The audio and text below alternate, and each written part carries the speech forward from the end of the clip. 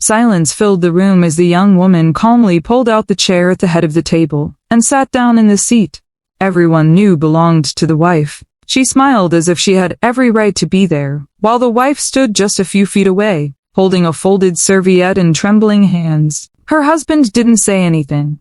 His mother looked down. Then an old woman at the far end of the table slowly pushed herself to her feet, and what she screamed next froze every person in the mansion. Before we go any further, if you believe kindness, loyalty, and second chances can change a person's life, take a moment to like this video, share it with someone who needs to hear this story, and subscribe to Kindness Thread. With your support, we can tell more emotional stories like this one. Elena was a believer in marriage for 6 years, meaning you stood by someone through every storm. She married Daniel when they both had little.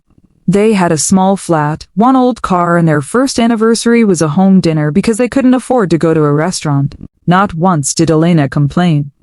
Daniel started his company and she stayed up late at night at home helping him to organize the invoices, answer emails, and encouraging him when investors said no to his ideas. Everything changed. Slowly. His firm flourished, their flat became a mansion, and the ordinary man who married Elena became a wealthy businessman whose name appeared in the papers. But as Daniel's bank accounts swelled, the distance between him and Elena grew even faster. At first, Elena ascribed it to the pressure of his work. Then there were the late nights, unexplained meetings, and constant excuses. Daniel quit asking about her day. He did not see her when she was tired. At last, Elena learned the truth. There was another woman. Her name was Vanessa. She was younger, confident, and beginning to be a fixture at Daniel's business functions. Elena had found photos of them together and messages that left no room for excuses. Her heart was broken, but she didn't make a fuss. All she asked Daniel was one question: if their marriage still meant anything to him. Daniel was not able to answer, and that silence hurt more than any confession. Elena was in the mansion for one reason only: Daniel's grandmother, Margaret.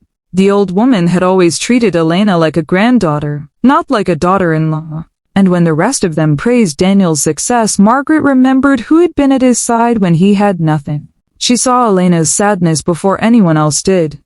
But Margaret had been ill lately, and Elena wouldn't leave her. Every morning she brought her breakfast, helped arrange her medicine, sat with her when she was lonely, and then there was the family dinner that changed everything.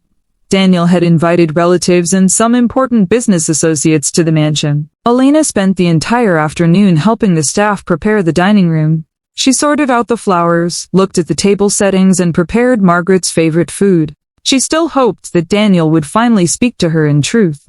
Instead, when the guests arrived, Vanessa walked through the front doors in a beautiful dress, walking as if she was already part of the family. Elena felt her stomach clench. Vanessa said hello to Daniel without embarrassment. He introduced her to some of the guests as someone who had been working with the company. Nobody believed the excuse, but nobody challenged him either. Elena stepped quietly aside. She had learned that sometimes the humiliation was worse when you fought it in front of strangers. Dinner was announced, and everyone started to get ready for it. Elena walked up to the chair next to Daniel, the chair she had sat in for 6 years, before she could sit down. Vanessa walked over, pulled out the chair, and sat in it herself. The room was as quiet as the grave. Vanessa looked at Elena with a little smile. Then she nonchalantly picked up her glass as if nothing had happened. Daniel looked at Elena, but said nothing. His silence was the only answer she needed. For a moment, it was as if the whole mansion had fallen from under Elena's feet. She looked at the chair where she had celebrated birthdays and anniversaries and Daniel's greatest victories. She could recall sitting there when they had their first big contract for business.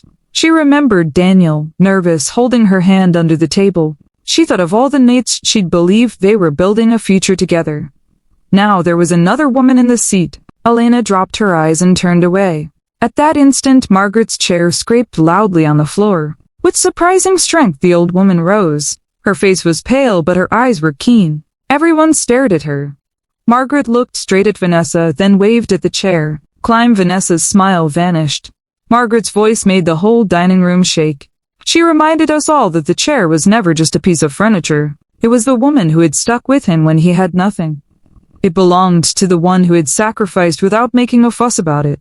Then Margaret looked at Daniel. She asked him where he'd been on the nights that Elena had worked to help him build his company. Where was Vanessa when Elena was selling her jewelry to help pay for the company's early expenses? Daniel's first big deal went south and he came home thinking he was a failure. Vanessa was at the office. Elena had been there every time. Daniel's face altered. He had forgotten that. Not because the memories had gone, but because success had made him too comfortable to remember them. Vanessa finally stood up, but Margaret wasn't finished. Money can buy you a bigger house, fancy cars, and wonderful dinners, she told Daniel, but it can never buy back a person's dignity once they've destroyed it. Tears filled Elena's eyes. She expected Daniel to fight back. Instead, he walked to her and admitted that he was selfish. He said he had mistaken success for happiness and attention for love. He apologized, but Elena didn't forgive him right away. She said something everyone in the room needed to hear. Forgiveness was not amnesia. She'd given bits of herself away for years to save their marriage. She wasn't going to spend the rest of her life trying to prove she was worthy of respect. It was not the quiet wife he had taken for granted. That was a fact Daniel finally understood. It was she who had helped build the life he was risking now. The next morning, Elena packed a small suitcase and left the mansion. Not because Margaret told her to. Not because Daniel demanded it, but because she finally knew that choosing herself wasn't cruel. Months went by, Daniel went to therapy, took time off from the company, and started to earn back the trust he'd broken. He did not think Elena would be back quickly.